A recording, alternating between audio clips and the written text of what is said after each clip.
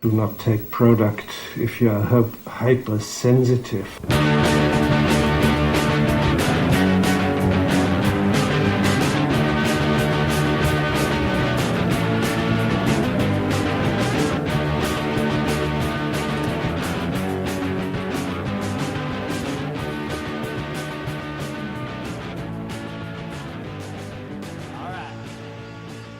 All right, everyone, we're back. The movie group is back. Yeah. Hooray. All four of us are here. It's Sarah. Evan. Jen. It's Evan to And you. the human like button, Corey. I'm going to start calling myself the human like button because I say like way too much on this podcast. I think you say more than like. I don't think so. Like, what? But everyone says a lot. Yeah. So this week, we're talking about a movie that Evan picked. Oh, yes. Evan? You suck. For this week's offering, I decided to go in a bit of a different direction. I picked for this week the Fantastic Four. Now, Fantastic Four came out in 2015, and Corey and myself actually went to see this movie in theater. Yeah, opening like the Friday it opened, we went. Yeah. I knew nothing about it, about the movie itself, other than it's Fantastic Four. So I expected... It's a superhero movie, so we're... Yeah. I expected, like, I don't know, some level of, entertainment. And I think I was... It's fair to say I was completely disappointed, you know? Yeah. Like, just 100%. Yeah, so 2015's movie was directed by Josh Trank. And I can tell you, this movie felt like I had taken a tranquilizer dart. Yeah. Because, oh my god. Thank God. I'm not alone. It's a little difficult or different to talk about, than it was to talk about The Room. Because The Room, was a movie which, was a failure, a spectacular failure on so many levels. And while this movie is better looking, by far, the cinematography in the Fantastic Four is really good. And for the most part, I don't really have too many problems with most of the cast. Miles Teller, who plays Dr. Fantastic, Reed Richards. Yeah. Is he the stretchy arm? Yes, stretchy arms. He was better than Ioan Gruffudd from the previous incarnation of the movie. Yeah. I thought he did a pretty good job for a relatively unknown actor. Yeah. He was a quiet little nerd guy, and the kid that they got to play him in the opening, I thought was really good. Yeah. I did. I don't know if I did a little research on Fantastic Four, a little bit about the history. Backstory. Yeah. Okay. So just a few little research clips I got. Should we go through our drink? I was just gonna say, yeah. Before we get into it, let's go in. Ev,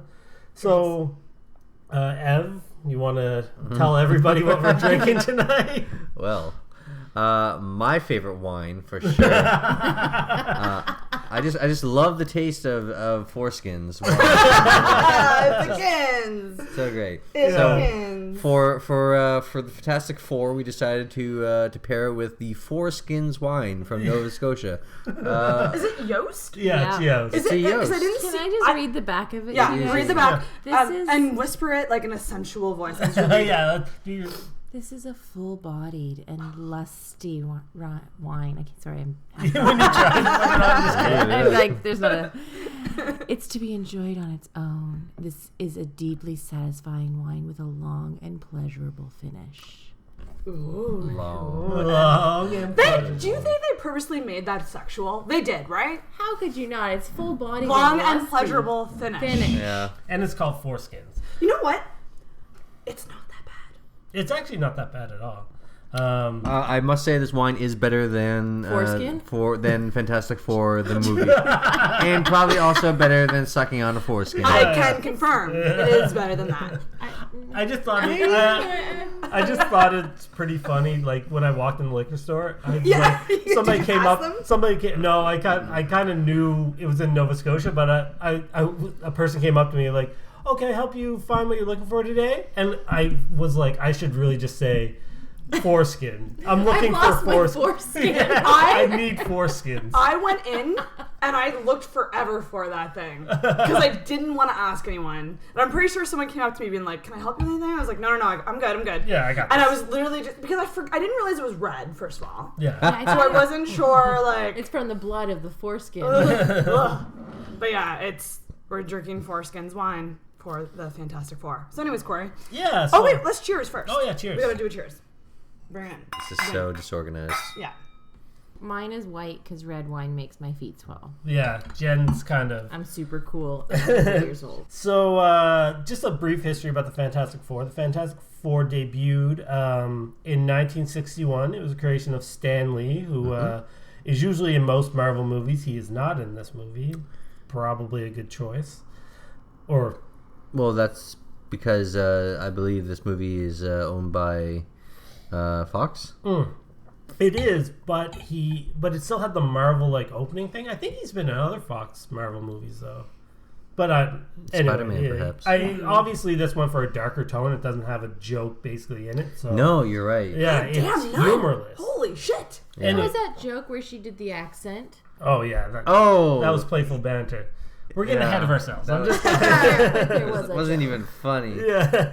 So it debuted in 1961. Like I said, Jack Kirby and Stan Lee came up with it.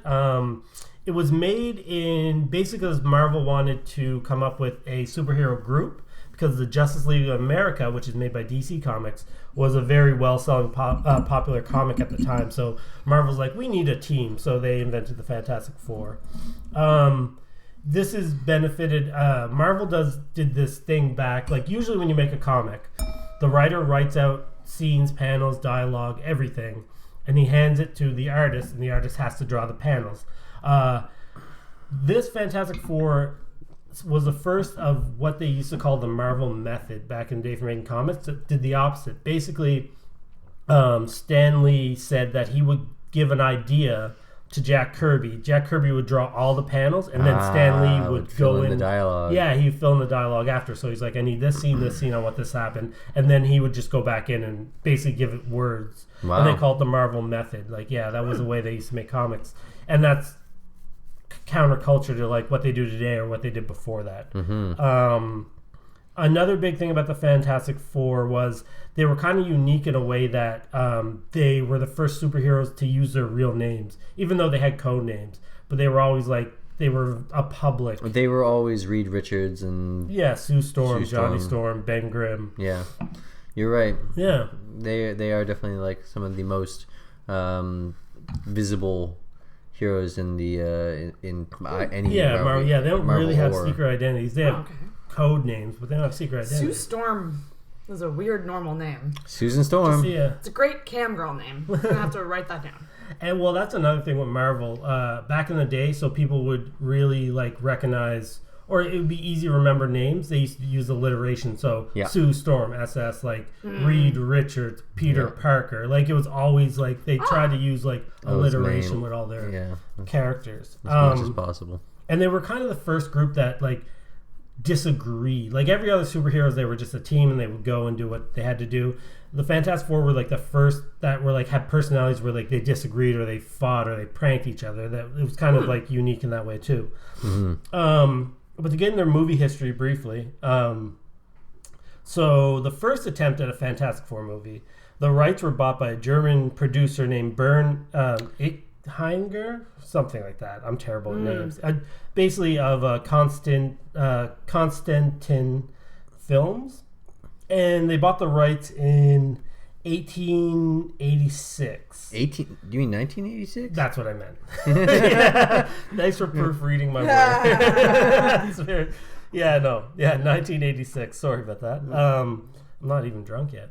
Got 2 bottles of wine here. So basically, they bought the rights because Marvel really wanted to expand into movies at that point. Yeah, but anyway, they sat on the property, and basically the contract they signed with Marvel was they had to make a movie in so many years, or it had to be at least in production, or the rights would revert back to Marvel. Yeah. What happened was their rights were about to run out in 1992, and they hired Roger Corman, who's like a famous B-movie director, who makes movies on zero budget and then make a bunch of money. Like, he's very famous for making a lot of like B movies. They hired him and they gave him $1 million to basically do what they call an ash can copy. So it's basically like he made this movie just so this company could keep the rights to Fantastic Four, but never planned on it seeing the light of day. Right. So they made the movie and never saw the light of day. Eventually a bootleg copy got on the internet, and that's a movie we should do for this podcast because it is hard to watch. It's so bad. Worse than this. I guess it has a campy value that's way more entertaining than anything in this movie. Okay. But basically, they eventually they sold it to, I think, back to Marvel and 20th Century Fox. Like, it all reverted. They sold it, and 20th Century Fox got... Well, they then bought the rights from Marvel. Yeah. After Spider-Man X-Men became big, right?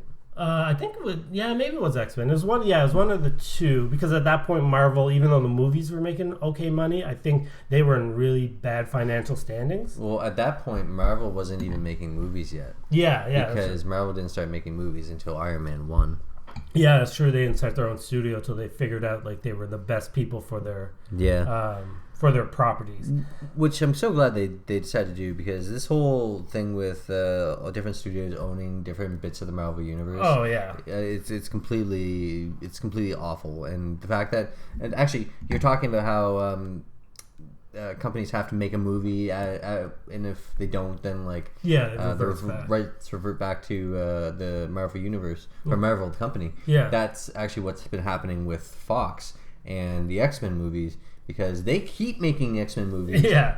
And part of the reason why they keep making X-Men movies is because they don't want the rights to revert back to Marvel. Yeah. Jeez Louise.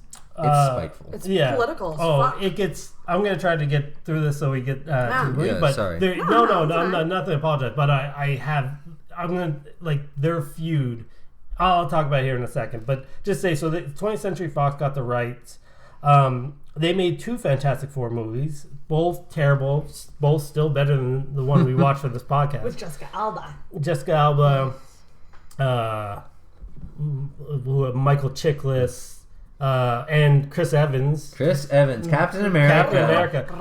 Who has to have the record for being in the most comic book movies? Because he's super sexy and looks like a superhero. Basically. Yeah. But so you got quickly we can say he's been in all the Captain America movies and Avengers movies. Just to go over all Chris Evans' comic book role. Snowpiercer, that's a comic book. Yeah. Scott Pilgrim versus the World, that's a comic book movie.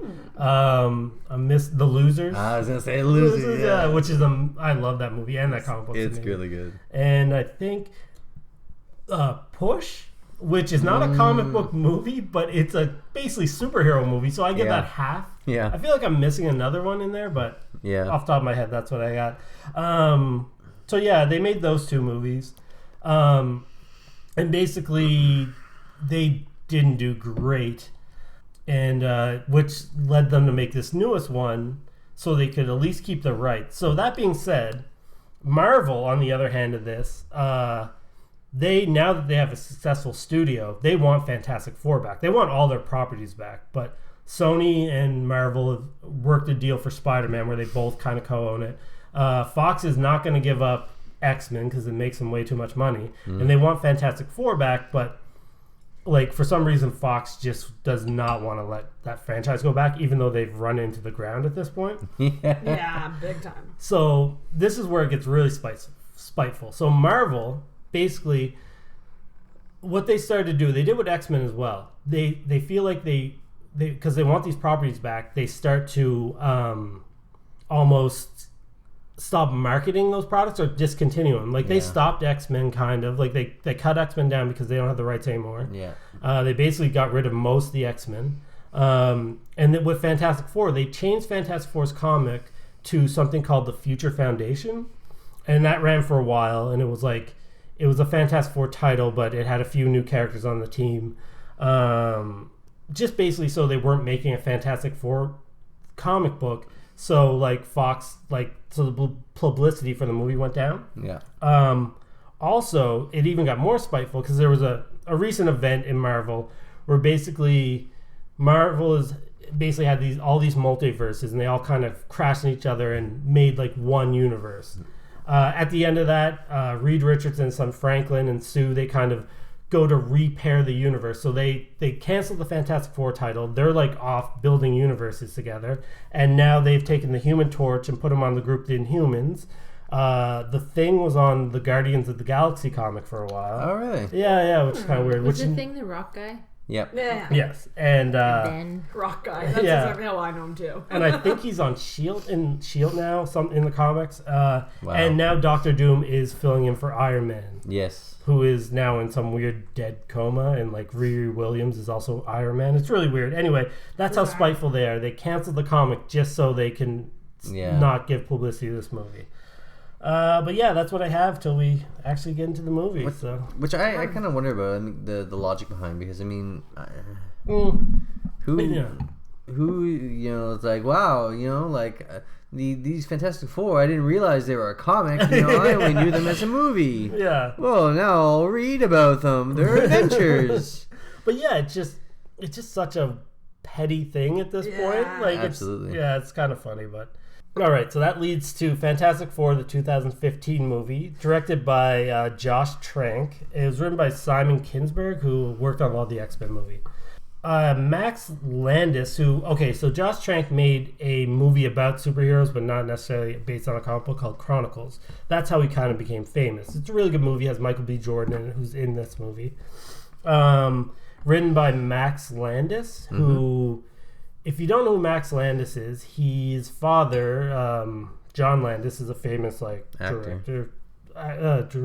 Okay. Yeah, he's a film director. He's been in stuff too. But Max Landis, this is just an offshoot, but Jesse Eisenberg's performance of Lex Luthor in the last Batman v Superman movie was based on Max Landis. Like, he's basically doing an impression of Max Landis, which I just think is hilarious. But anyway, so they made this movie, Fantastic Four. It came out terribly, as if you watch it, you know. So it's a lot of studio interference. Apparently, Josh Trank was kind of like, and people are saying because of the studio's interference, that Josh Trank was kind of losing his mind on set. He trashed the home he was staying in for this movie. Like, the studio also cut 3 action scenes. There was massive reshoots. There's 40 pages of reshoots. Really? There's 40 pages of reshoots. And they said that was 1/3 of the script. It's like they wanted it to fail. Yeah. They banned Josh Trank from editing the movie. This kind of led to Josh Trank leaving a Star Wars project he was supposed to do, and they're thinking because of Simon Kinberg, who helped write this movie. He's involved with the Star Wars universe, so they feel like he got kind of booted off that because of him. And right before this movie opened, Josh Trank put out a tweet that said, "A year ago I had a fantastic vision of this, and it would have received great reviews, but you'll probably never see it. That's reality, though." So he released this, I think a week before the movie came out. So it was kind of doomed from the start. Basic Victor Von Doomed. Wow. It was Victor Von Doomed from the start. It was. I feel like that's our hashtag. Victor Von Doomed.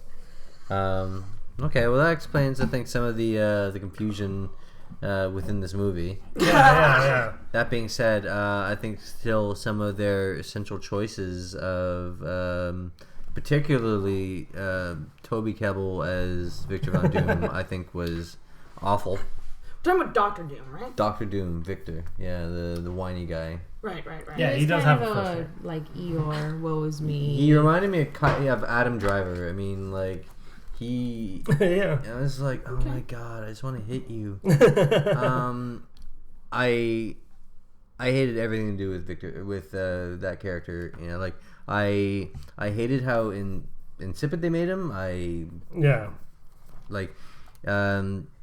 You know, like, why can't he just be a bad guy? Like, why did they have to give him this sort of like, well, you know, like, he has this like anti-political attitude, and, you know, like he doesn't want them to ruin his world, you know, like, you know, I don't care, just let him be bad. Like, he doesn't need like a sub theme of, like, you know, unrequited love towards Sue Storm. Yeah. I don't need that. I must have been asleep during that part. I missed that. Really? That was good. well, I did. Well, the I whole was part on was and like, off napping. is Sue gonna be there? Yeah. And It's you like know, the it's only like, time he hey, seemed Reed, positive. I need you to come here. You're acting really unprofessionally, you know, like because he was talking with Sue or whatever. It's totally because he's jealous of the Yeah. fact that talking to Sue.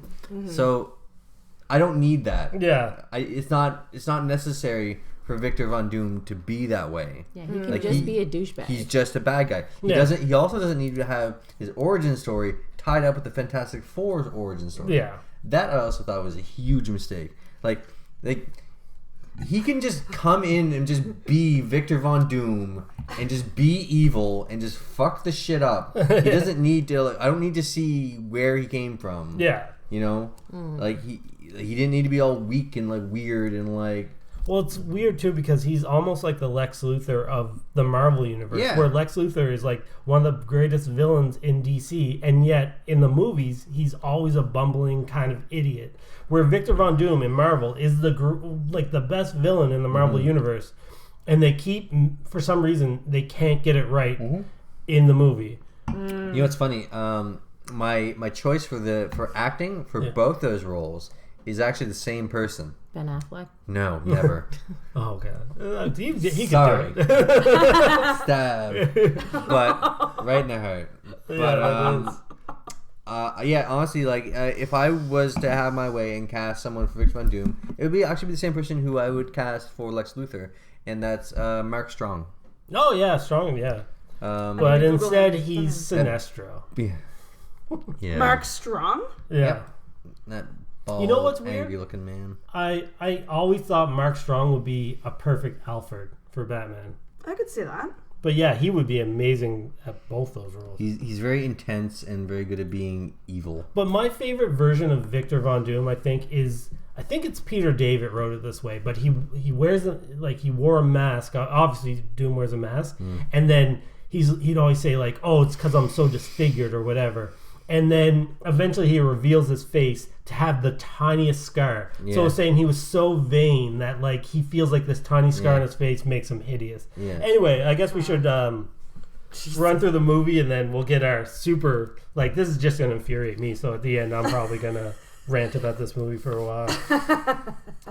So this movie starts in a bad way for me, being a Philadelphia Eagles fan, and they're talking about the Giants and Eli Manning. Oh yes. But it's basically, it's a classroom that has kids telling, their project is... what do you want to be when you grow up? Yeah, what do you want to be when you grow up? And a person talking about being a quarterback in the NFL. Yeah. And then Reed Richards gets up there. I loved this moment. I like how it shows how smart he is. The stupidest thing, though, is he gets up there and he's like, I want to be the first man that's teleported. Yeah. And I'm like, that's not a career. A scientist is a career. Yeah. Like, you have to go up front and say, I would like to be a scientist so I can transport myself. I know. Well, the teacher was Yeah. well within his rights to be like, no, you're wrong. Like, That's not that's good. not, thing. even though he takes a different route. And anybody notice that the teacher is the voice of Homer Simpson? Yes, I did notice that. I was just looking that up. What? Yeah, I love how he's basically the only teacher apparently in this high school, or not even a high school. Like because later during the science fair when it's grown up Reed Richards, you know, like I'm like, you're still here? They look 30 at the, Yeah. at the science fair. And I'm like, and I just love how, he just is so discouraging. Like that's not a real job. And I love. And it's funny because like the stupid guy is the only person to realize how smart this person is. Yeah. You know, no one else realizes. Like, did anyone hear what he just said? Yeah. Like he's 10 years old. You know, but like the one idiot, you know, Yeah. Ben Grimm, who isn't very smart. Yeah. Is the only person to notice this. Yeah. Yeah. It's mind blowing. And also we get a few Easter eggs to the comics. The teacher's like, oh, what are you inventing the flying car? Flying car. And he's like, no, he's like, he said he's I like, gave up on that. yeah, I gave up stopped on that. Which in the Fantastic Four comic, they used to have a flying car that used to drive around. Which used to separate into 4 separate little flying cars.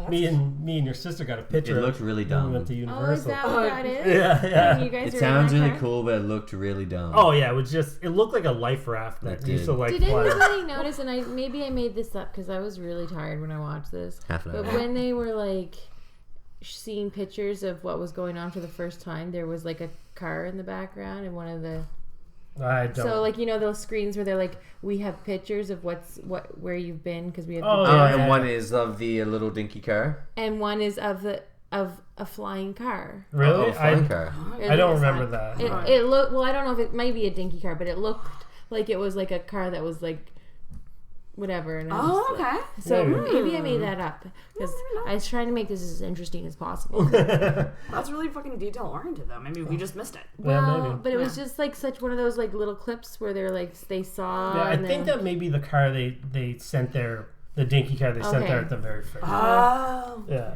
well, whatever. I can dream. Yeah, I know. The next scene is the Grim Junkyard. So Ben Grimm, the kid, basically shows this scene is basically like, oh, Ben Grimm's family sucks because his brother like beats him up and the mom like Beats Beats the up brother. the brother. So it's institutionalized violence, you know.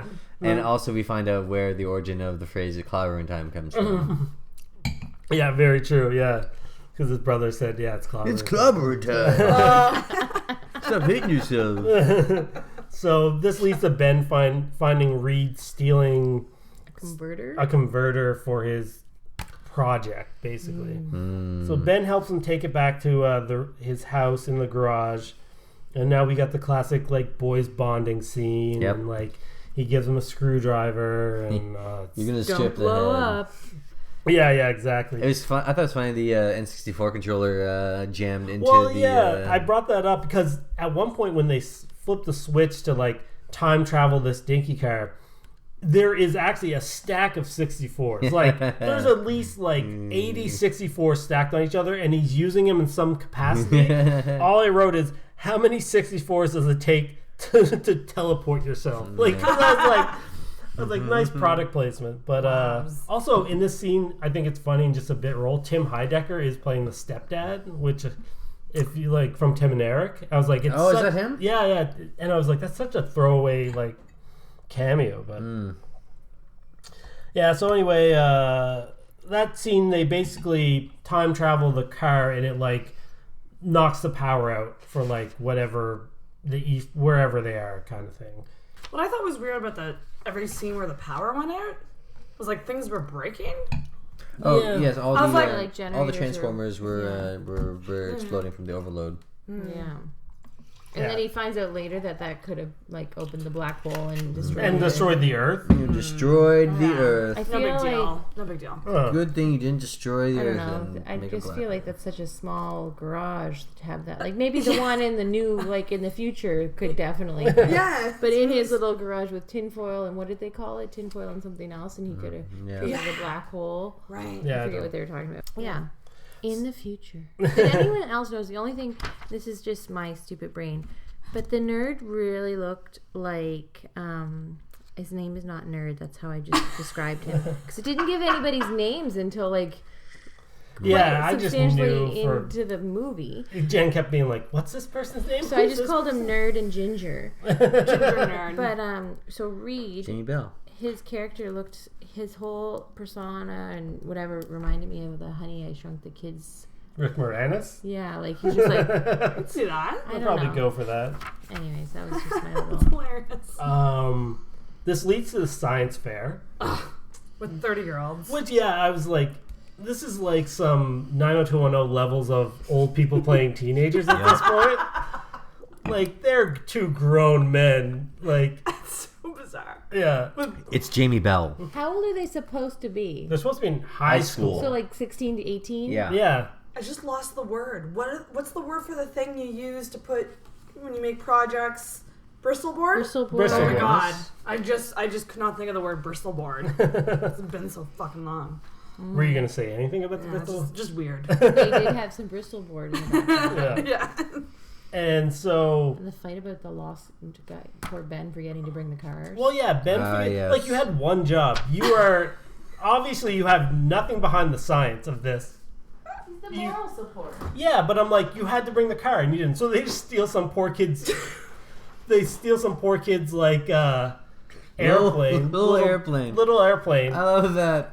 And then they shoot it to another dimension. Yeah. And then the teacher's just like, oh, it's He a magic doesn't thing. even react. Yeah. They make it's like they forgot to tell Homer to react to actually act, because he's just staying there watching, and like it's disappeared. Even Like- if it didn't like- go to a different dimension, you made it disappear. Yeah. Like, oh, and like if it was magic, that would be more impressive. It's like, oh shit, you can do magic. But these two also are the two dumbest people on Earth, because why would you bring this to a science fair? Bring this to like a The newspaper or Yeah. like you. And IT or Yeah, something. they're still nonchalantly being like, oh, we think we teleported to somewhere in Asia. No big deal. I'm gonna win a science fair Yeah. prize and get like a coupon to like I'm the gonna Dairy get an Queen or A. something. Like, Potato gun won though. So yeah, that's Yes. right. They didn't even win because it was supposed to be. But they were disqualified. Yeah. But the potato gun, I feel like later on we find out that it was a potato gun, Yeah. a potato something that won. I did love how the kids like they give him back the plane and he's like, "You're a dick." Yeah, I love that. I love that. It's like, yes, they are. Yeah. So this is where we get introduced to Sue Storm and Franklin Franklin Storm. Storm. Dr. Storm. Yeah, because they are now scouring science fair. Yeah, I know. Like it's like, wait, did you feel that? Like, did they have like an energy detector? Like, how did they zone in on them? I know. I don't know. Apparently that was their thing though, because then when he's talking to that board, they were like, "You got all these kids," and he's like, "I put all my faith in these kids." So Yeah. he's founding a bunch of degenerates. Oh my god. Yeah, and I really liked Reg Cathy as Dr. Storm. Yeah, he's actually. I thought he was the best actor in this. Like, even though I feel like Suspense. acting in this movie, you can feel the enthusiasm leave a lot of the actors when they're in the last part, which is pretty much all reshoots. You can tell they're just over it. They don't even want to try, at least. But yeah, he was amazing. I thought Reg Cathy, like, tremendous actor, great in House of Cards as well. I love that show. Can I ask an And awkward, Outcast. Yeah, you can ask him. an awkward question? And again, maybe I missed it. So Sue Storm is the daughter of. Is the adopted daughter. Okay, of- that answers She my is question. from- Thank you. Yeah. That was my question. Where did she say she's from? She's from Kosovo. Kosovo. Yeah. Kosovo. She was adopted. That was the joke that we talked Missed about. That was the one joke in the entire one movie. joke. Was it? And he's like, "Oh, you don't have an accent," and she's like, "I don't." Oh, Yeah, No, they there's were some so other bad. great jokes, like when Like Johnny the Storm movie? calls Victor Von Doom Borat. I'm like, oh, that's great. I noticed That's that. so terrible. And that actress who plays Sue Storm. Yes, Kmara. Yeah. She's like, is she like Anna Kendrick Light or something? Like, is she trying to be? No. She has that Anna Kendrick. I don't know. She They- reminds me of her. they for some just- reason. I get it. Like Look her alike. facial expression's a little bit, and she's kind of like, Same. Yeah. So there's a few scenes here that kind of like Ben moves Reed into the Baxter building because apparently off one science fair project now Yep. Reed is just gonna go be a scientist at the Baxter and building. a full scholarship. Yeah. Yeah. He made a car disappear. I'm glad someone was paying. I'm at least glad that someone was paying attention. Yeah, but also it's kind of funny because a little bit later when they go see the board bring up the fact like, oh, the science fair kid, and it's like, oh, is that how he like got in? Like they didn't go back to get like, oh no, he's actually a genius. They're just like, oh no, you have the science fair project you're in. Anyway, sorry. Well, I was gonna say, Tim Blake Nelson is Yeah. the shadowy government person. Yes, but he Was John Turturro like unavailable? Like they got the idiot Yeah. from Oh Brother Where Art Thou and Unbreakable Kimmy Schmidt to be the shadowy government figure. Yeah. He never spit his gum out, even when he. No, he didn't. Spoiler alert! Died. I don't think he was. Yeah. I don't think he was with the government. I think he was with a military, like a weapons manufacturer, because he mentioned Like the Lockheed military Martin lid. or Yeah, something. yeah. He did look a lot like the CGI monkey. They had a lot of similar facial expressions. Also, Tim Blake Nelson does not look like an intelligent man. although it's funny because Tim Blake Nelson was in the Incredible Hulk movie with Edward Norton. Oh, yes, you're right. I forgot about that. Where he was gonna if they did do a sequel to that, which is still tied into the Marvel universe, he was gonna be the leader, which is the smartest man pretty much in the Marvel universe, which is hilarious. Yep. So it got a lot of Reed just roaming around the school because apparently you can go anywhere in this school. Yeah. This leads to like him and Sue, kind of like him trying to impress Sue, which like he talks about Captain Nemo, yeah, like she's never read a book before in her life. She's super smart, but yeah, she's doing the thing that we all do when we have headphones in and we're trying to ignore someone. Yeah, like, exactly. I have headphones in. Don't fucking talk to me. Oh, but I'm a man, and it's my privilege to be able to talk to whomever I feel like. Going. And I'm like, yeah, you're Portishead. I guess I better check them out. That's another thing that I was like, way to pick like the writer of this movie had to sit there and be like, what's the coolest band I can think about that like people really like that like it, but super obscure as well. Like Portishead, of course. Yeah. Are they a real thing? Yeah, they are. Way to bring it back to like 2005. So they're probably like, damn it, this movie ruined us. Yeah, so they have a back and forth between Sue and like it's the start of the will they won't they, which is stupid. It's obviously they're gonna. This leads to the board meeting with Franklin's talking to Harvey now about like the studies they're doing, and he wants the funding because he wants to go to this world, and it's all about resources. Like we can go to this weird place and bring back their resources. He seemed to be pinning a lot of hopes onto something desert, like basically. We're gonna get all this candy, and there's gonna be rainbows, and we're gonna bring back the unicorns, and everything is gonna be fantastic. You just wait and see. We're gonna get over there. Everything's gonna be fantastic for the world. Honestly, it was a bit much. Yeah, everything's half baked in this movie. Anyway, Franklin then goes to get back Victor Von Doom, who left this transportation project. Yeah, basically because he was too moody. Yeah, and set the files on fire or something, which I should say leads to like a really cool.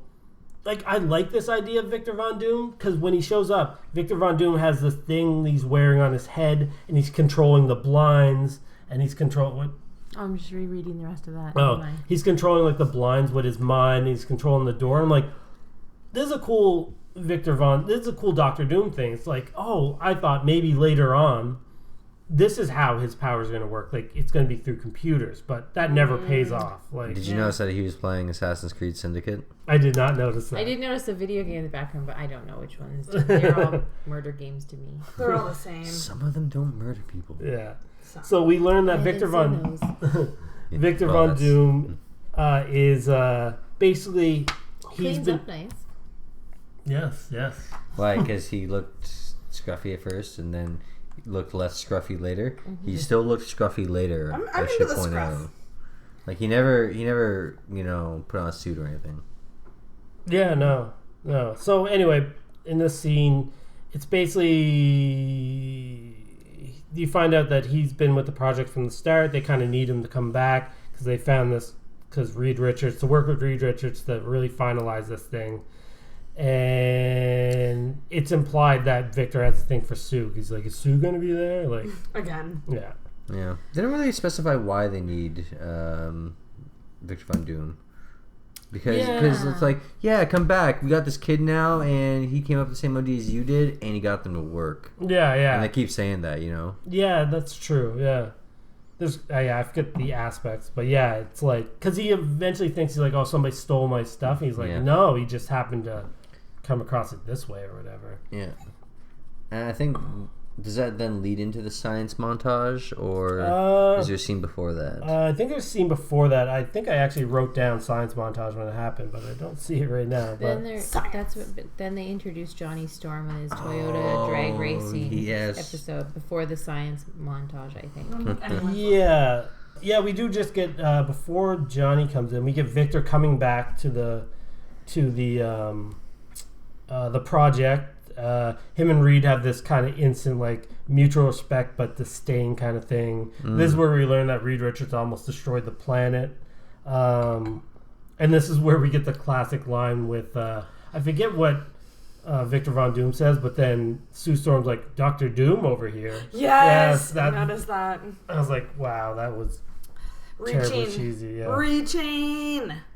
And then, okay, another problem I have with this. Reed Richards now, because they all talk about, they're like, oh yeah, somebody mentioned like, oh yeah, when when we send us over there or whatever into the other world. And Reed Richards like, what? Like, you're going to send a person over there? He seems surprised.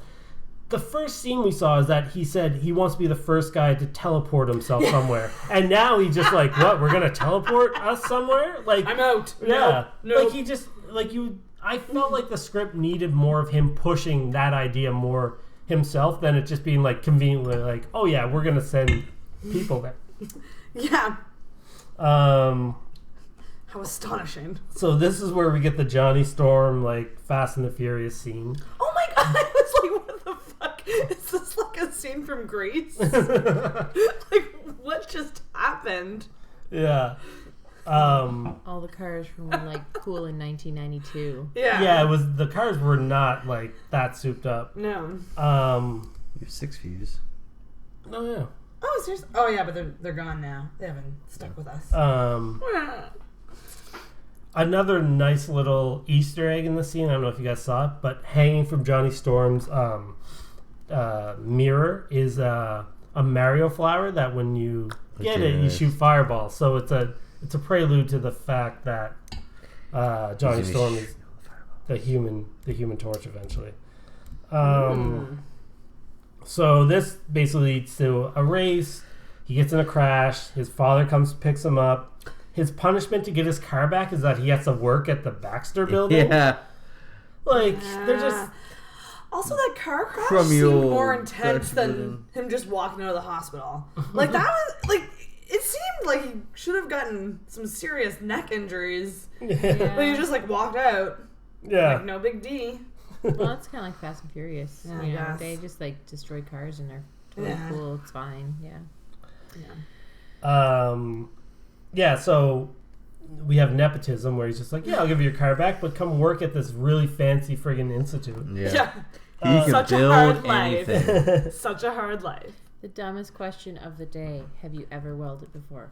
Who has not welded before? Have you ever welded before? Who has welded before? Welders. Yeah. Like, he asked that like it was like the most like, have you ever taken a human heart out? Like, it's the same thing. And the guy's like, you're a friggin' idiot. Of course I've welded. Anyways. Yeah, so that's when Johnny does show up at the Baxter building. And then, well, that's another thing, too, where he asks him, have you welded before, that you brought up? It's the fact he's asking the guy who has his arm in a sling if he can just get up here and weld. Like, so I can weld with one arm. Yeah, no problem. This is my welding and then arm. It had another line. I didn't write it down, but it was so stupid where he basically, Johnny asks, or Reed asks Johnny to do something, and then Victor Von Doom's like, it's like, oh, he doesn't like to take orders. And then Johnny Storm's like, I don't like to take orders from people who say I don't like to take orders. And like, I was like, what? How does that make sense? Yeah. And this leads to our first montage. I guess the only montage, but this leads to a montage that's like, we're just going to cut a lot of stuff in this one scene. Yeah. And assembling the machine. Yeah. I put whiteboard frustrations. Yeah, that's it. Whiteboard frustrations. Yeah, like they were writing on the board, like they're just like, oh no, it's not right, and then like, and then whoever scored the music was like, it was like really like, oh, something's good. This movie's picking up. Something's gonna happen after this commitment, and then nothing. I really want this to be re-edited with different songs, even like the Karate Kid song was like, you're the best. All right, nothing's gonna ever keep you down. This seemed to be 10 times better with that song. And then so after that, we learned that what Sue's working on is making the containment suit. So basically, the girl on the team is making clothes for everybody. She's the costume designer. Yeah, I'm like, wow. How fucking sexist. Which is funny considering her vague science power that we learned before is pattern recognition. Yeah. I don't even understand that. Like, is that a thing? Is that like computers? Is that like? Yeah. I don't. I've heard of something like that before, but it. not on a deep level. Like I couldn't tell you. I've just heard, but it's. I don't probably think been you in can Hollywood major that I've heard in it. Yeah. Pattern recognition. Unless you wanted to work for Fabricville for the rest of Like, there's a one. There's another one. There's another one. It's a pattern. And this leads to the scene that Ev brought up earlier, I think. Oh, wait, no, maybe not yet. Sorry, not... Anyway. And then they bond over food. Like, it just shows them in... Anyway, we get a quick scene of Reed sending a picture to Ben, of a little tiny model. And Ben's like, yeah, you're doing it. I'm like, he just took a picture in front of a model. It's not really that big of a deal. Oh yeah, so now we're back to the lab. It's Sue and Reed again. This is where we find out that Sue is adopted, which how why would you ask that? Obviously. And it's funny because now it seems like Sue and Reed are like basically hot for each other at some point, or have a crush on each other. Yeah. Which I was like, we only saw her earlier, being annoyed by him. We never saw the slight warming up. It was one scene she's like, oh, you bug me. And the next scene is like, oh, yeah, I'm adopted. It's just... Don't forget about that huge montage. A lot happened in the lines. Yeah. It's true. It's true. There was a lot of bonding going on. Yeah. Under that Chinese food and that whiteboard irritation and there was a lot of chemistry. Yeah. Also, it could be just where she is in her cycle. It could be anything. It could be you know what, you'll do. Yeah, exactly. Sometimes you're trying to do one. Yeah. Or you're paying attention to me. I will take the attention. Thank you very much. Yeah. And this is the scene that Ev brought up, that they're chumming around, and this is where Victor gets really jealous and and tells Reed he's being unprofessional. Yeah. It's so weird. Can I just this was the one thing that blew my mind in the whole movie. So we're finished. So this thing they've been working on through the montages his whole life as a child, and Victor's like, you're not being professional, and he's like, we're finished. I'm gonna go take a nap. Yeah. You just finished the most important work of your life and possibly your scientific career, and you're not gonna freaking lose it. You're gonna go take a nap. And I get that they said earlier that he was tired. She's like, oh, you were napping. I get it.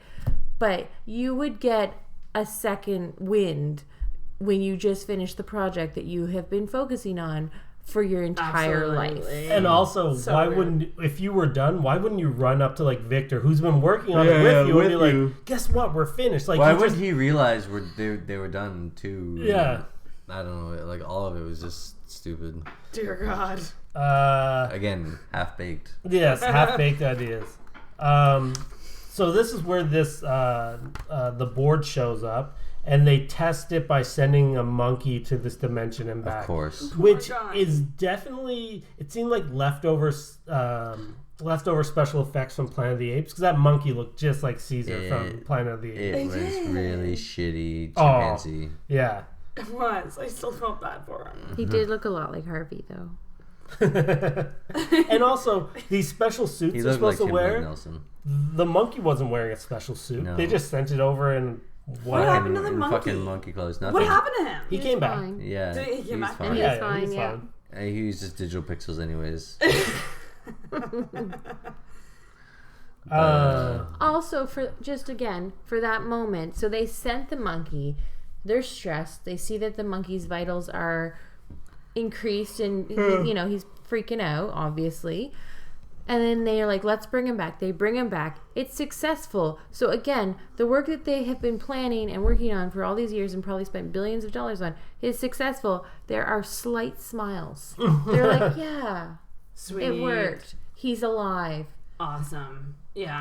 Let's go for lunch. Like there was no excitement. I'm like, okay, so you finished your paperwork, you weren't excited. Now you've actually proven that your work works. Meh.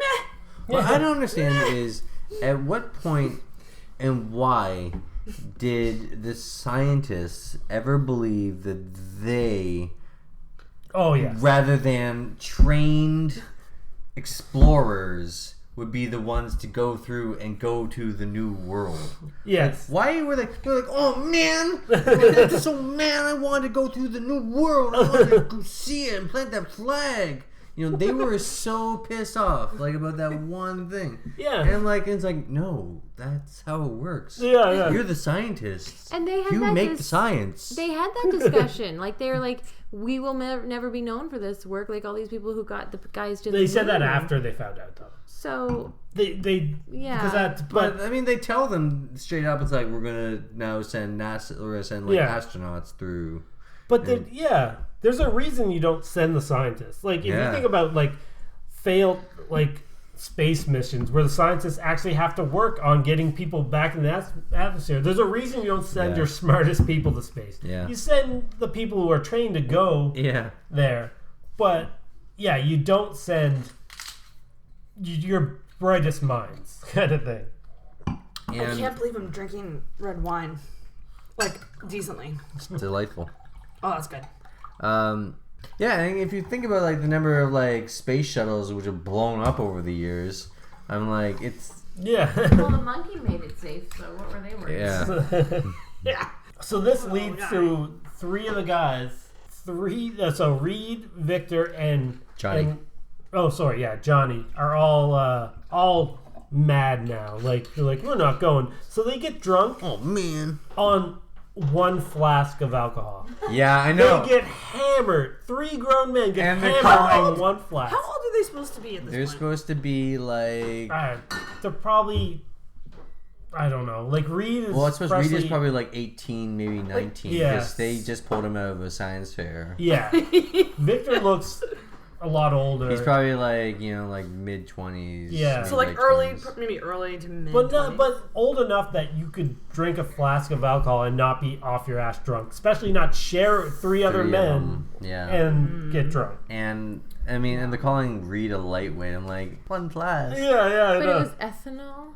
Is that a thing? Like, was it? Ethanol? When he called it like ethanol kills your brain cells. Well, ethanol is just the one of 2 types of alcohol. There's ethanol and there's... So you can tell that I'm a scientist. Methanol. I think methanol is the other one. And one of which is safe to drink. The other, like rubbing alcohol, it will literally kill you. Yeah. Oh. And, fun fact, if you have drank pure methanol, the solution... is because it's poison and will kill you, like almost within minutes. Is to go to the hospital immediately, obviously, where they will put a hose down in your stomach and flush your body out with pure ethanol. Oh wow! So you will get drunker than you've ever been before. In this probably a very negative way. Oh, well, it's in a hospital, and and they're doing it to induce vomiting. Yeah. Sounds delightful. You'll be drunk, but you'll be like, ugh. Oh god. So like I normally am. Normal Saturday night for gin. Right. So this is where they all decide they're gonna go. Like they're gonna go to the world while everybody's not around. And so Reed calls Ben, and he's like, we started this together. And I'm like, no, you didn't. But he showed up quite late in the process. But anyway, and he drives 40 minutes, Ben does, to be part of this transportation. And also, I wrote this down. He gets through security, and I'm next to positive that Reed goes to the security guard. Thanks, Piano. The security guard's name was Piano. I'm next to positive that's what he said to him.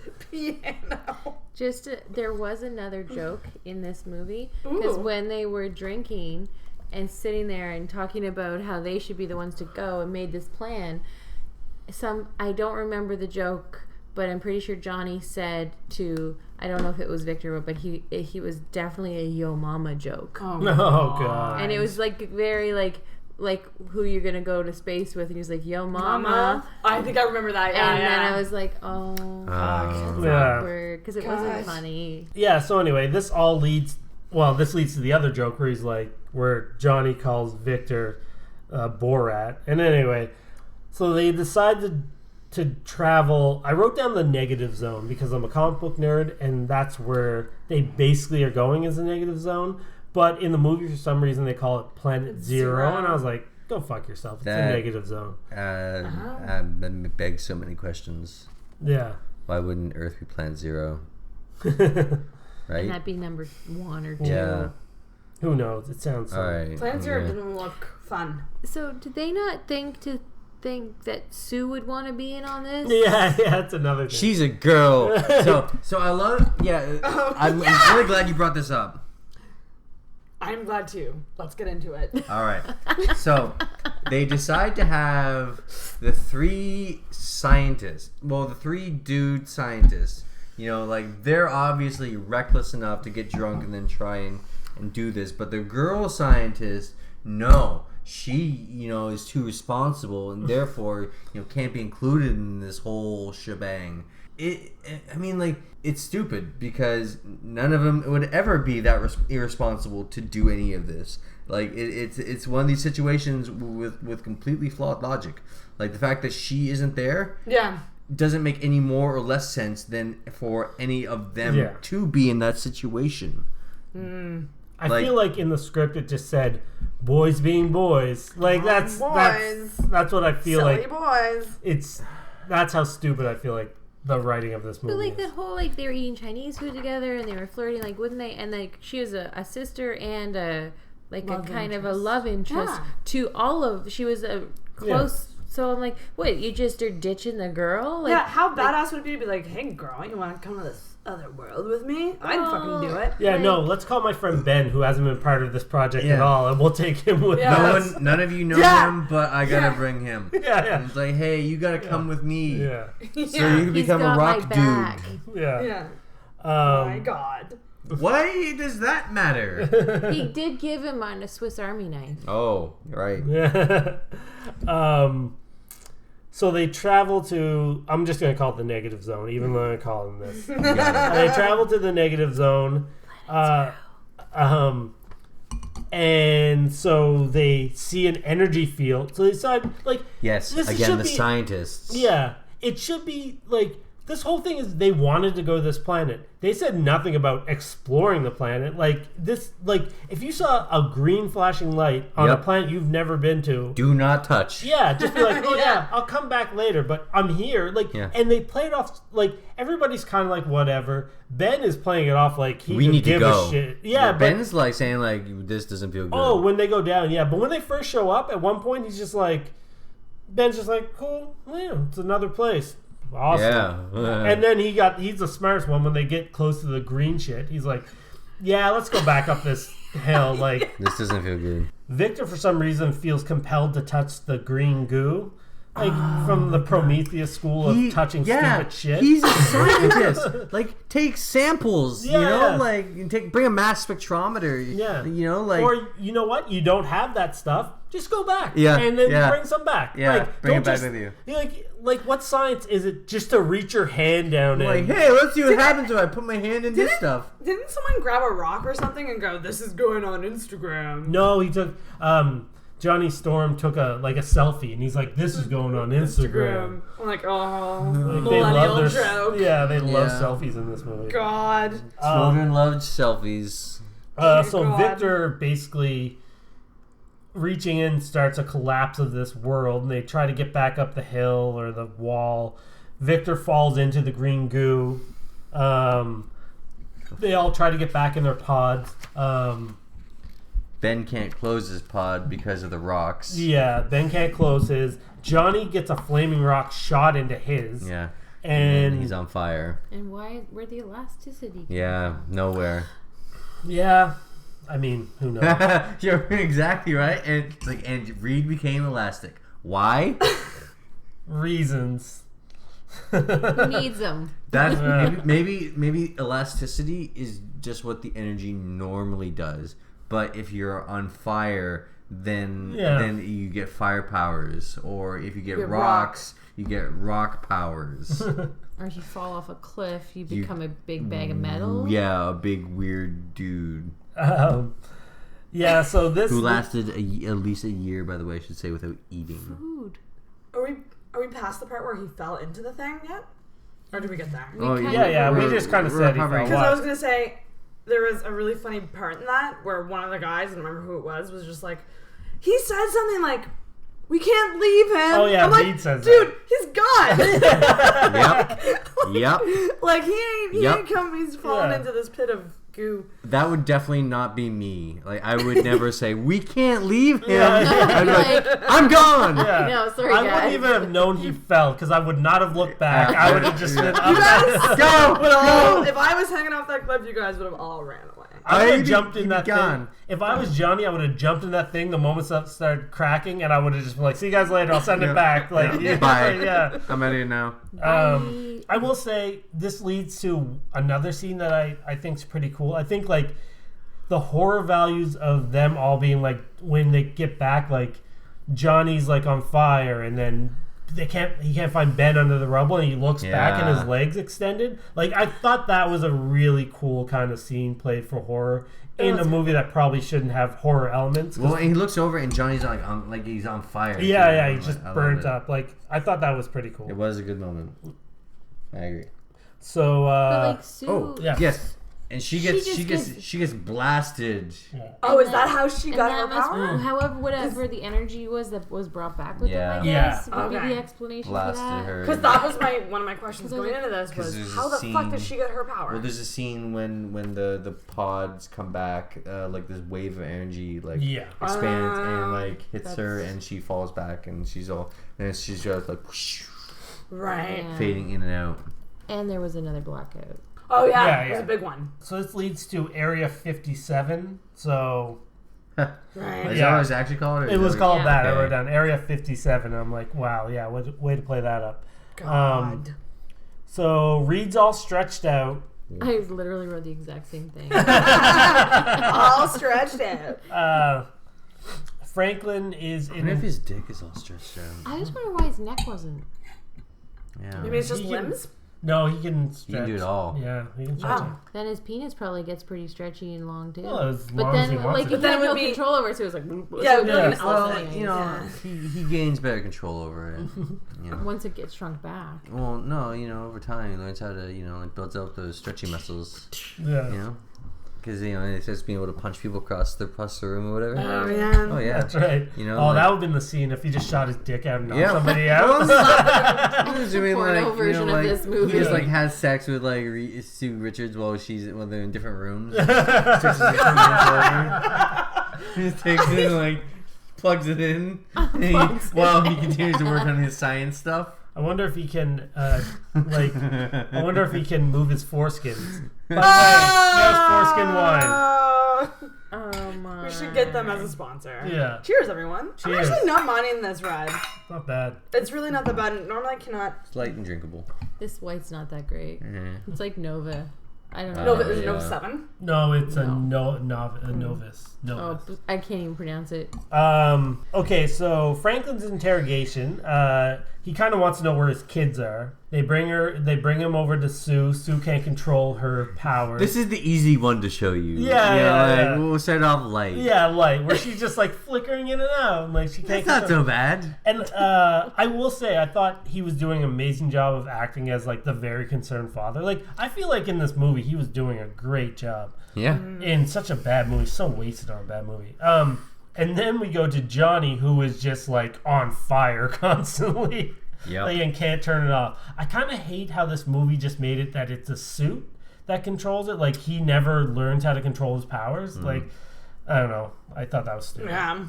I just thought it was. Oh, sorry. Never mind. No, go ahead. I was gonna say so when Reed is like tied down to the elastics or whatever, and he's elastic and all stretched out, and then he can't move. They're like, move your index finger, and he can't do it. Like, he's like moving, and And then he hears Ben, and all of a sudden he can stretch his arms back out and crawl through vents. Gives me the fortitude I need. The love for friendship saves all. Like, I'm so responsible for this guy's misery. yeah. I did write before we got to that. I wrote Reg Cathy is acting up a storm. No pun intended.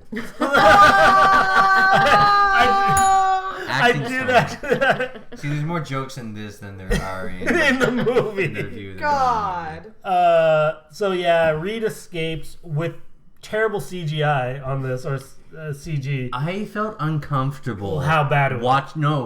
Watching Miles Teller's body, like stretch through that duct. When he's talking to Ben or whatever, and just watching him going so much torso. It was a lot like an Exorcist movie or something. It was just a bit. It was a bit much. I didn't need to see all that of him. So Reed sees Ben. Reed escapes. He gets out of the facility. So cold. How do you survive? And just his undies in the winter. Yeah. Then it's a scene with Harvey and Frank. What do you want? This is the one time that Harvey seems like a human being, because he's like, okay, here's how we're going to keep everybody safe. You're going to have to play ball with the government, but this is what we're going to have to do. So then Harvey... Who is this? Harvey is... the dumb... Tim Blake Nelson? Yeah, Tim Blake Nelson is Harvey. Oh, shit, okay.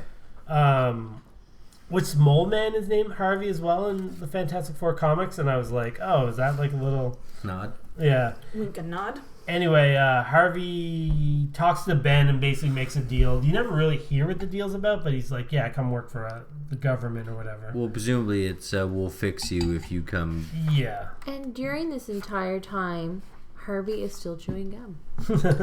You're really set on that gum thing. Yeah. It's just like, I don't know, maybe because I work. worked in retail so long, and like you're like, oh no, you spit your gum out. Like you're a grown woman, and they're telling you to spit your gum out. Right. And But like, I you're feel a like- government official. I feel like this is supposed to be like, we're not supposed to like this guy. You never like the guy that's constantly chewing gum. Yeah. No, yeah, it's and annoying. he's like really chewing It's it. a real Veruca Salt. So this leads to... It was on TV recently. I love that movie. This leads to basically Ben is now being used by the U.S. government. Yeah, to like, as a counterinsurgent, guerrilla fighter, Which, ripping tanks apart and shit. like, give him some pants. Give him some pants. Or even like a coat of paint. I know, like, but I'm like, Him I and Hulk know, have the same tailor. I know he doesn't have anything down there anymore. Like, he's all A rock. rock dick. It's just like, but I'm like, at least give him, like, he looks so weird not having anything on. Just, it makes no friggin' sense. So stupid. I have so many questions about that. Like, what would it feel like to be a rock man? I thought you were going to ask Heavy. something else. I feel like it would be uncomfortable. Yeah. You need a lot of lube. Yeah, and like moisturizer. But then would you still have, you wouldn't have feeling, I don't think. Well, nothing would shoot out because you're Maybe inside little rocks, pebbles. I don't know. This Are we got talking weird. about like rock skin in general, or are we talking about like rock penises? Penises specifically. Oh, he and doesn't have one though. It ejaculation. doesn't, like, in this, he's very obviously, there's nothing. It's just like one solid rock. Yeah. Not like Maybe not that like, solid not rock like a bunch of opens. like dangling It's rocks. like, Which, Like a sausage link. yeah, that's how I picture it. Like rock. Rock, paper, Maybe scissors. gets slightly smaller as it tapers down. Maybe there's like a bigger rock at the end For the foreskin? for the head. Yeah. Mm. Now I'm assuming his rock is circumcised. Okay, this got so weird. So sorry. I'm assuming he has Hashtag sand penis instead of tangent. semen. Penis tangent. He just shoots sand from his. Hashtag rock hard penis. Who knows what you'll get when you hashtag that? This leads to a bunch of stuff with the military. It's basically they're training Sue and Johnny to be weapons at this point. This government agency or this weapons agency or whatever they are, they're talking about reopening Planet Zero, aka the Negative Zone. And I guess they're implying that they want to try to make more soldiers by like Yeah. putting them there and messing with them. I don't know. Yeah. That was a weird Sounds thing. like We want more rock men. Yeah. yeah, but you don't know what you're gonna get. Yeah. No, and also Evan, you're so distraught. he can rip a tank in two. Yeah. If they did this and successfully repeated this experiment multiple times, Yeah. what do you think the odds are that one of these people that will develop these rock powers and is a soldier might develop PTSD Oh, yeah. and then might just turn around and snap one day and murder his family and like the greater Los Everything. Angeles area, or like entire military base? Like, what could stop him? This movie is fiction. You know what could stop him? I don't care, and I hate that argument because there is supposed to be an internal, consistent, logical underpinning. You know You know what I mean? You know what does beat rock though? Scissors. Paper. Paper. Yes! Paper man. That's I suppose Reed Richards is technically Paper Man. yeah, because- kind of. Yeah, he can be thin as paper. But like it's just so irresponsible. Let's make more. But I unstoppable rock want to men. see that too, where they're training a guy like, we're gonna send you to this place. It's gonna give you rock-like powers. You're gonna be stronger than anything else. And the only thing you lose is your penis. Like what? What's that? The only thing you lose is your penis.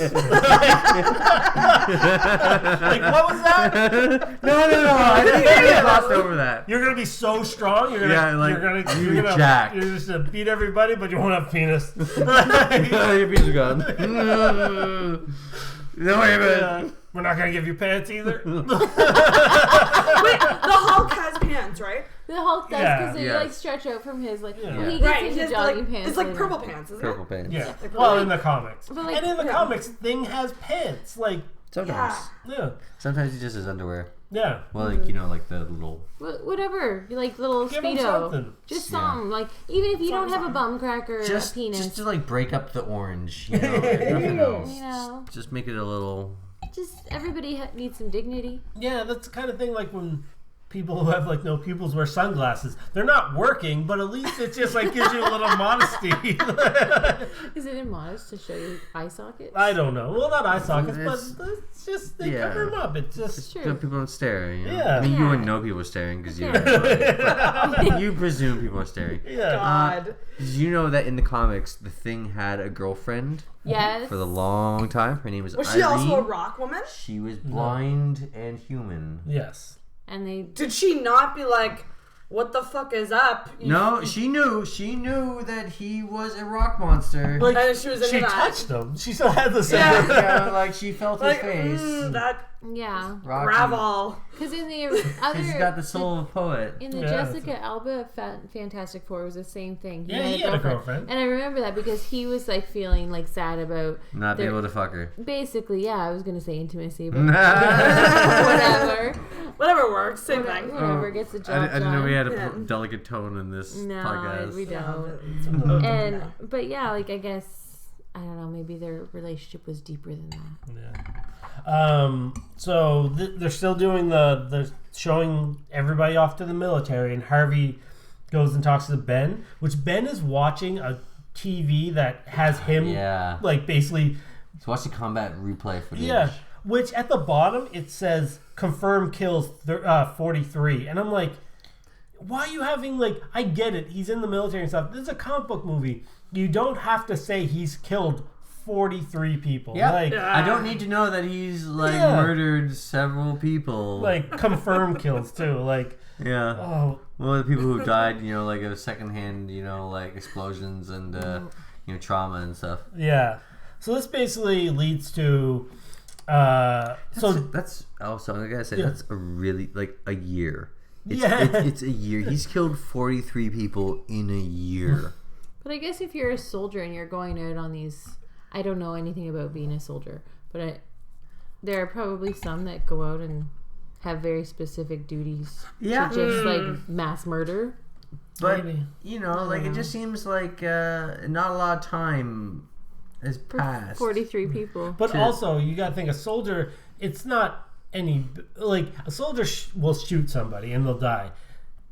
Thing does not have a gun. He is bludgeoning people to death. He's cut tanks in two, throwing people against trees. Yeah. Like he's killed them very brutally. Obliterating them. Yeah. Obliterating?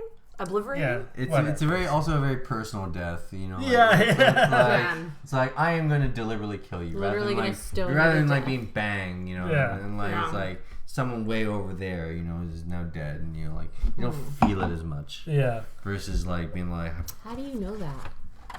Oh, well, I didn't think we were going to get into that tonight. Oh, that's another podcast. We don't have enough wine to discuss that. This leads to kind of the next plot of the movie is Franklin and Sue are kind of trying to stop this whole thing from happening because Johnny really wants to be a soldier. Yeah, he's like, I want to burn people. Yeah, he wants to go there and just fry everybody, and Sue and Franklin are trying to kind of, they want to reopen the gate because the whole thing with this company, they want to reopen the gate to make soldiers. Franklin and Sue really want to reopen it so they can find a cure. They feel like they can find a cure on the other side. Yeah. So they're kind of playing them. Even though they don't play it up, they're playing them. And this is where Franklin's like, Sue, you have to find Reed because you're so good at patterns. Yeah. And making suits. Yeah. And making suits. These are really cool suits, by the way. So anyway, this is where we get Reed in Central America. Yes. Yeah. So I was having a hard time with that guy at the register. I was like, is that Reed or is that just some random You know what? guy? That's because of his excellent his face. So now he's a shapeshifter. Yeah. Which, think about what he can do with his penis if he can change his face. Be star shaped. Be another face. Yeah, and just be like his head. He could just use his penis to go down on chicks. His urethra could be his mouth. Oh my God. Thinking about it. The possibilities. Oh no, my pop. So I'll mess up now. Is the cover on it? Yeah. Okay, then I don't care. It's not all over your floor. Okay. So Reed's been looking for Ben, basically. He's rebuilding. He's trying to make his own transporting machine. And he's found by Sue because he basically used Captain Nemo for his, like... And I'm like, it was such a throwaway thing that, like... And I'm pretty sure there's people on the internet that have the name Captain Nemo. So Ben's sent in to get Reed. There's a really cheesy action scene where Reed just beats a bunch of people up and then Ben punches them in the face. And this is where I wrote down, it seemed at this point the actors stopped caring. Like, they just, like, were going through the motions. They don't give a shit about this movie. They capture Reed, take him back to the base. And this is where, like, they bring him back to fix the transporter machine or the new one to help. And he's like, oh, it's going to take 10 minutes and you'll be able to transport people. Like, he's just on a computer. Yeah.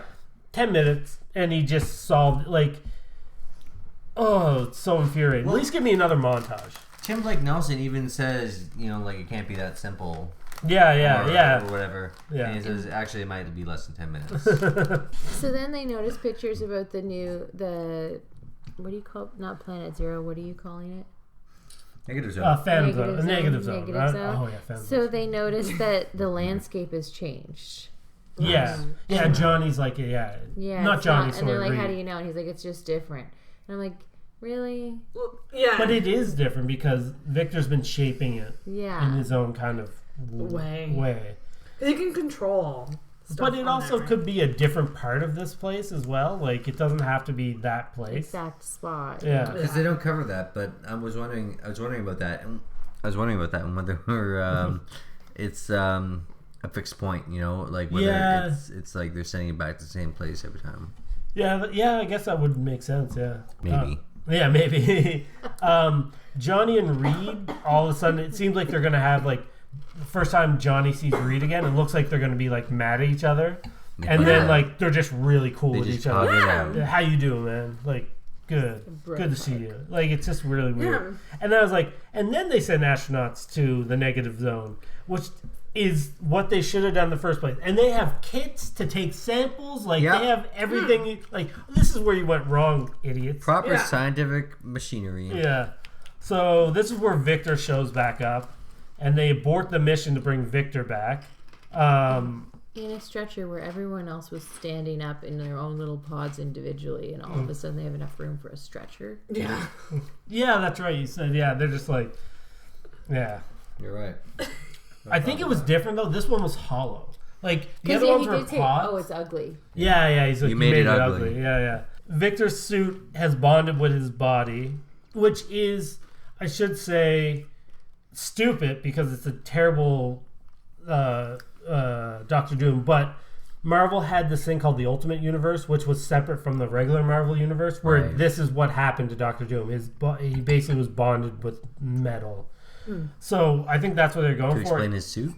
Yeah, he his body actually had a metal lace in the Ultimate Universe, not in the regular Marvel. So I think they were kind of trying to go for that in this, but failed miserably.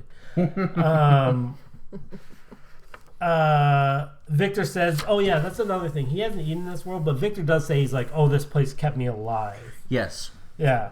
Explaining how he's able to live on an alien planet without food for an entire year. Yeah, exactly. Yeah, and he's very quick to adopt his newfound planet as his home. Yeah. He says to Tim Blake Nelson when they're alone in this sort of like operating room or whatever, Von Doom is trapped to this table. Like, I knew you'd come back. Like, you'd come back to my world. Yeah. I'm gonna kill your world to save mine. Yeah. Now he has this. You ruined your world, so now, I'm gonna blow you up or something. To protect my world. And he proceeds to, like very gruesomely, blow up Tim Blake Nelson's head. He was still chewing gum. Which I feel like was a straight rip-off of the movie Scanners. Like, he just makes his head explode. I'm like... That was actually crazy, though. It was. Yeah. It was terrifying. That was, like... That was one of the scariest moments in that movie. It was Victor Von Doom walking through those hallways and like, pop, pop. Which I thought was... I thought that scene was really good and, like, crazy and, like... It looked cool, but the problem is you introduce this crazy power that he has now. His ultimate power. Yeah, where he could just make anybody's head explode. Why doesn't he do that to the Fantastic Four when they're trying to stop him? Yes. It makes no sense. Yeah, it's true. Yes. This is the problem, which we'll get to later. Yeah, with the fight. Yeah. Yeah. So he walks down the hallway. He's just exploding heads at random. Which is a pretty terrifyingly cool scene, to say, but it's like makes him way too overpowered. Anyway, the team, like everybody's kind of like, what's going on? Because like alarms are going off, and they kind of come together. But something like Johnny Storm's walking around, and then he goes and fireballs the first person he sees, who happens to be Sue, and she blocks it because she has like shield powers. Yeah. What if that was anybody else other than first of all, you don't know what's going on. You don't know that Victor's doing it because nobody saw him. They were in other rooms. Yep. Like, it could have just been a random person, like a janitor trying to get out of there, and like he just gets fireballed by Johnny Storm. Yep. But it happened to be Sue. This is where Franklin Doom's trying to get back in the portal, and Franklin tries to stop him. Johnny and Sue show up, and then Victor basically kills Franklin. Yes. And Franklin's last words are something like, work together, or... Take care of each other? Yeah, that's it. Take care of each other. Fantastic. Yeah. It should have been that. Oh, but there was... You four are fantastic. God, no. I did write here that Dr. Storm has one last speech. Yeah. Because he always gave, like, these silly... very lame speeches to his. I don't know. I thought he always did. I'm still on board. He's the one guy that I thought. I thought he did a really good job in this movie, but his speeches, they seemed so. Everything was just dialogue. Like there was. It's because they were supposed to be inspirational. Yeah. But it just seemed like they were just like he read his line and the people responded, and and that was his last speech. And then he died. Yeah. Then he died. And then he died. It should have been more like, spoilers. I love you guys. Like his kids are there. I love you. Yeah. So Victor steals the... Or swing away. Yeah, swing away, yeah. God. Victor steals the transporter, and his thing is that he's going to pull Earth into his dimension. Yeah. Why? I guess that will... To destroy it? Yeah, he said something like, to pull it in, like, I'll destroy your world so mine can go on or something. So he feels like they're always going to be trying to go into his world, and I don't know. Well, they totally would. Yeah. But the thing is, that's the best way to destroy two worlds, is to, like, transport one world into another world. You know what I mean? Like, yeah. It's just going to end up, like, blowing up two worlds. You just ruined a bunch of people in that highway's day. That's all you're going to do. Yeah. Yes. You're going to, like, put one world and transport it into another world. But I think he's just like, I think it would just destroy, but I was like, the world's not a small place. It would just be all over your world. Like, it makes no sense, whatever the Seems frig like he's it was trying like to do. kind of like imploding into his world and like getting sucked into the energy or something. I guess so. I wrote some stuff. Half-baked. Yeah. So the Fantastic Four jump into this other world with Doom. I wrote a bunch of stuff about the fight scene. Nothing of it is really relevant. Like, they all try to go after him. Doom, he kind of puts rocks all on Johnny. And this is the problem. Like, Yeah. you know, like, here you reveal like this evil villain who can blow people's heads up, and he's like, "Ha ha, my enemies! Oh, giant rock guy! Oh, more rocks! You're like rocks, huh? Yeah. I'll give you rocks." And then he's You're like, "Oh, flying guy! Well, rocks for you! Let's see if you can fly with the rocks on you." You know, like, "Oh, you're invisible. Well, here's some rocks." You know, like, now I can see ya. yeah. You know, like, it's just so stupid. His solution is just rock. Because he's supposed to be, like, more powerful on his world. You know, and all he does is rock attack. Maybe all his power was going into the black hole. Like, it must have. Because Well, it wasn't, though, because he needed a teleporter to get back and forth. He needed to take the transporter. But yeah, that's basically what he does. He just uses rocks on everybody. You can explode people's heads. Yeah. And now you're just like, I'm going to shoot. So does it rocks not at work you. on that? Or what? No, it The head should. exploding. if it doesn't, then that's something that was not explained. Yeah. It's like, maybe there could be a scene where, like, he tries to explode their heads. Yeah. And it's like, "Oh, I can't explode your heads. Yeah. Better shoot rocks at you." But also, Yeah. so everybody's kind of like down and out at one point, and Reed's kind of like his arms are stuck under rocks or something. Yeah. And then, but he just gets, like, everybody just gets up. Reed stands up, and then kind of the thing stands up. Everybody just gets out of their predicaments by just standing up. Like, that's how they fight back. Some inner resolve Yeah. that, like, gives them strength. Anyway, there's a whole thing where, like, they finally team up together. It's so stupid. Like, Johnny shoots a fireball at Dr. Doom, and Sue puts a force field around it. So basically, he's burning on the inside. Then the thing runs up, and it's clobbering time, and he punches him into the blue light. And then Johnny Storm flies through the rock thing he made, and it's so stupid. Anyway, they beat Doom. They trap him in the blue light, and it, like, seems like it disintegrates him. But does it? Does it? Well, we're not going to get a sequel, so probably not. Or probably, who cares? I think there is a sequel. I think they're going to do another one because that's the only way they can keep the rights. But I feel like they did cancel the sequel to this one, but they're just going to reboot it again. Okay, well, I just hope they don't do another intro movie, because we don't need another intro movie. But they will, probably. They should just give it back to Marvel at this point. They messed it up so bad. And now maybe to one of the stupidest parts of this movie, which is unbelievable, is... So now the Fantastic Four is meeting with the military. Oh, God. And there's an amazing... Three of them are sitting down. So Stu... Been drinking too much. Hashtag stew. I got a belly full of foreskin. And Oh, yeah. Oh, that sounds so disgusting. I know. So Sue, Reed, and Johnny are all sitting down. Ben is standing up, but all you see is, like, a perfectly framed shot of his no pants crotch. Like, that's all you see in the shot. And I'm like, wow. You're just rubbing it in now. It's so stupid. It's a fetish at this point on Josh Chang's part.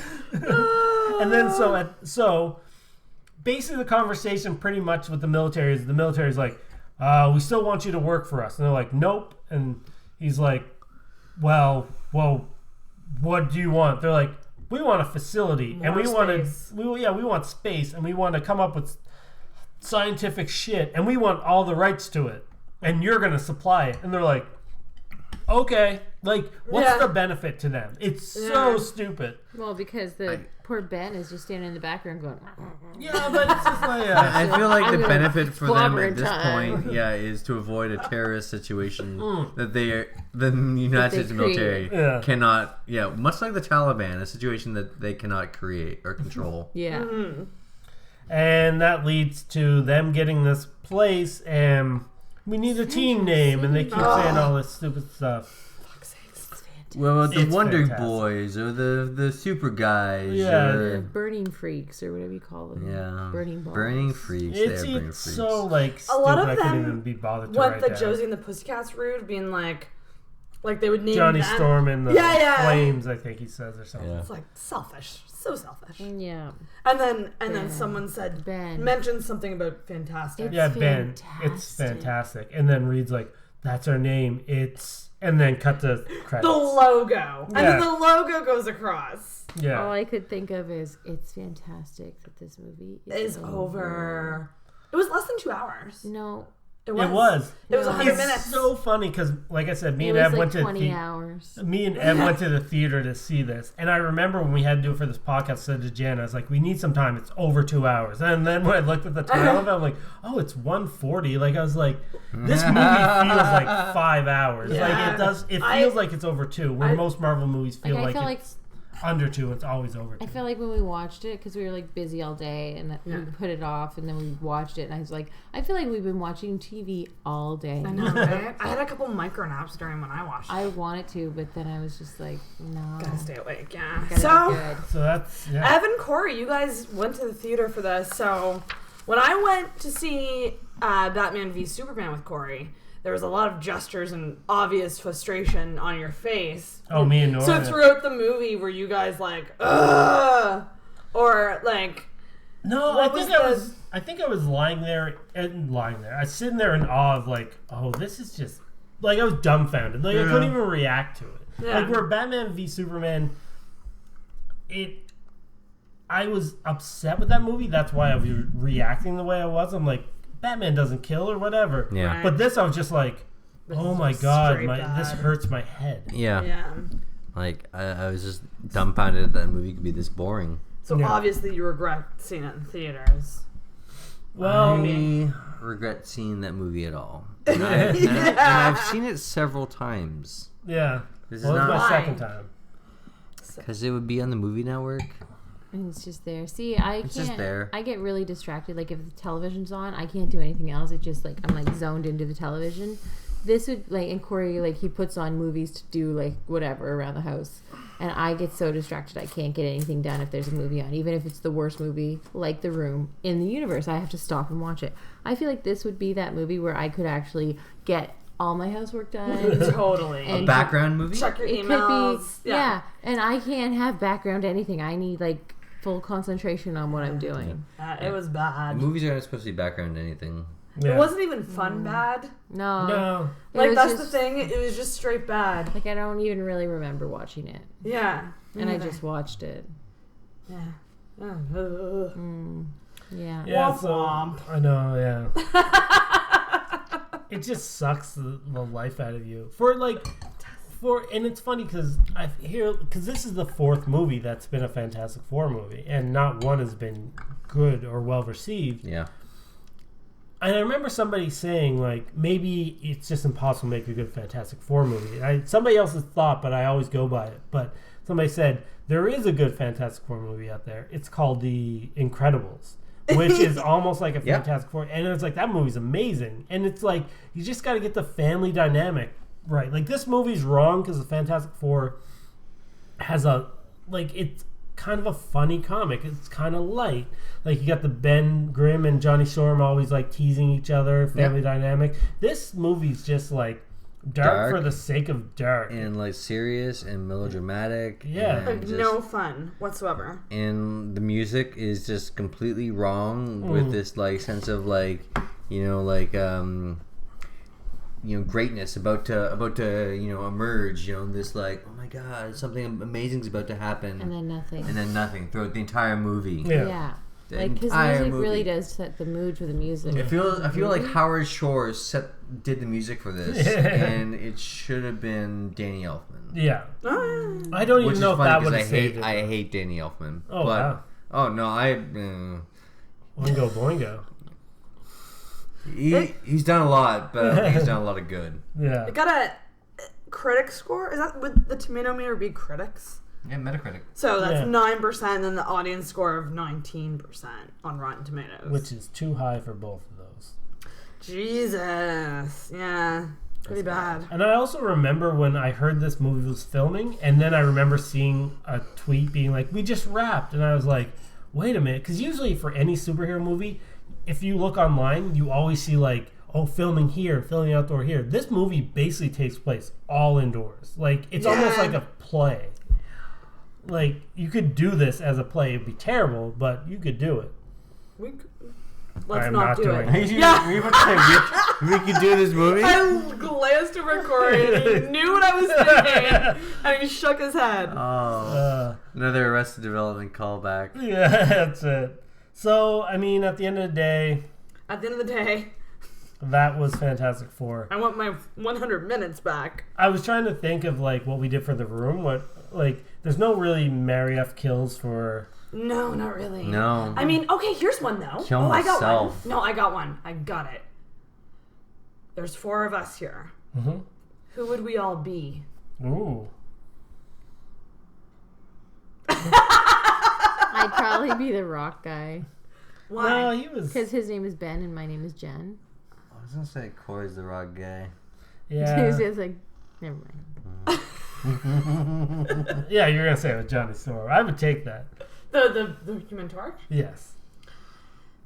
I don't want to be mean. I feel like Ev is Victor Von Doom. Just anti-establishment. Like... Of the 4, though. Oh, of the 4. Because there's 4 of us. So let me remember, there's this stretchy elastic guy. Yeah. I don't know. Like, my belly's pretty stretchy. I could be him. Well, if we're doing the original 4, I think Ev is Mr. Fantastic because he's probably the smartest out of the whole group. Oh.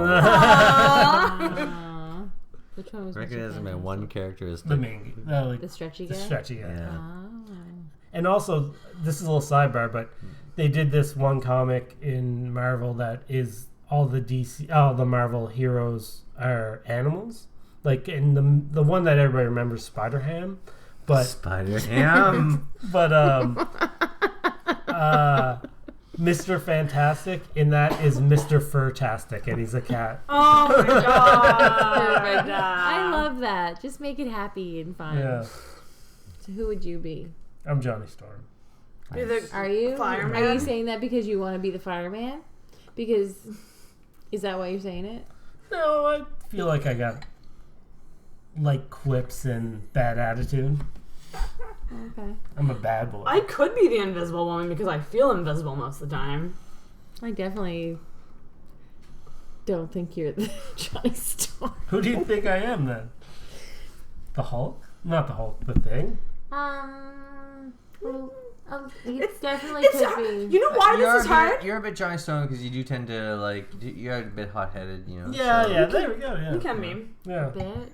But you're it's like mostly calm, but then when it hits, Yeah. it's intense. It's a storm. Well, you guys have seen that? Oh, yeah, I'm we- just kidding. We've seen him rage quit. Everybody. But I think this has is seen it. hard because the characters were so fucking boring. Like Yeah. I think if the character development was better, we wouldn't have such a hard time with this. Yeah. You know what I mean? Like Yeah, I don't really We would relate not. to any of those characters, but I Me would neither. probably say I'm Ben just because his name is Ben and my name is Jen. and it rhymes. Yeah, It rhymes. and I've got I rock feel the hard most abs. like Reg Cathy, Yeah. I'm definitely Frank Storm. It seems like you're more Rick Sanchez for Rick and Morty. Sanchez. Perfect. I could make an Evan montage of burps based on other episodes as well. Yeah, you probably Makes could. sense. Man. So another question we asked is that would anybody recommend this movie? And I think that's an obvious one that we... I would recommend this movie to someone I really don't like. hated. Yeah. Yeah, no, we would not recommend it at I don't even know all. if I would. So You did for this podcast. yeah, fuck you, Evan. Evil smile. Fuck you. So you don't like us, Evan? Is that what you're saying? Nah, it's all good. The whole idea is to kind of pick a bad movie, right? Yeah. So I mean, he kind of succeeded in a way. All right. You did. But Jen, you're next. So you have the next pick. I have thought So- about this for a very long time. Oh God, here we go. Drum Announcing, she's roll. announcing. Are you ready? So the next bad monthly movie. Is Ernest Goes to Camp. Oh,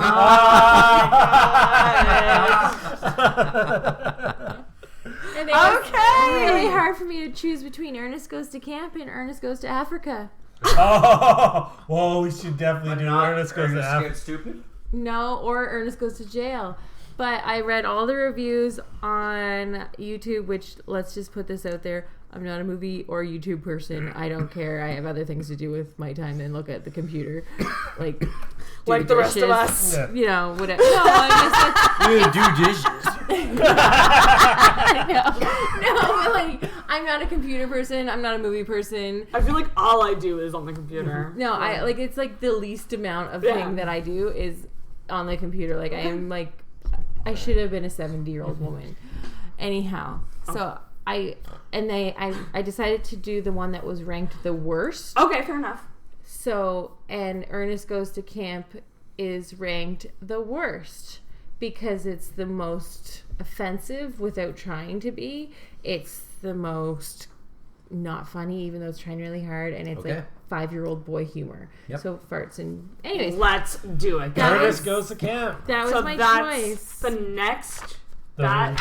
We should call it you- like We could like do all bad 9. monthly movie or something like that. Yeah. There are 9. Okay. I mean, if this was like a good movie, it would probably be on Intoxicated Reviews. But if it's bad, it's going on regular Yeah. Intoxicated. So, Yeah. stay tuned for that in a couple of weeks, probably, hopefully. So, yeah, I guess we should talk about Intoxicated Reviews, too, if Oh, yeah, people are listening on this. Check it out. So, there's a second Intoxicated channel now, Intoxicated Reviews. Right now, we are going through the last season of The Leftovers week by week.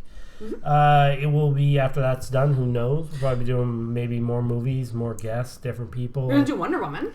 Like Yes, comes out we in a are. month. Yes. So we're 100% gonna do a Wonder Woman review. Yeah. We'll try to do as many as we can. It's a little tough, 2 podcasts, but we're gonna fucking try. And you have to subscribe. So okay, if you're using iTunes or Google Play or any of those podcasting apps, you need to subscribe to Intoxicated Reviews. It's a separate feed. So you can follow us on all the socials on Intoxicated Podcast, but to subscribe and download, you gotta subscribe to Intoxicated Reviews. Yep. So do that up. And like us on Facebook. We did a live stream tonight. We don't know how it worked out. I think it's crickets over there. Yeah, it's all good. I don't think anyone commented. It's all good. It takes It looks time. like a couple comments on there. I don't know. Yeah. So follow us on Facebook. You can get the live feed. You can see what we We look like. Ooh. But yeah, so that's Yeah, that's it. Thanks, guys. We need a Thanks hashtag. For, oh, yeah, we do need... Didn't we think of one already? We did. I totally forgot. Oh, was it the Von... Something, Mr. Victor Von Doomed? Something Von Doomed. Dr. Von Doomed? I think... We can do rock hard dick. Hashtag rock hard dick. Hashtag rock hard Rock dick. hard dick. All right, if you got through I this... wish you weren't the one that thought that up. If you got through this, comment on whatever you listened to it on. Whatever it was. And hashtag us.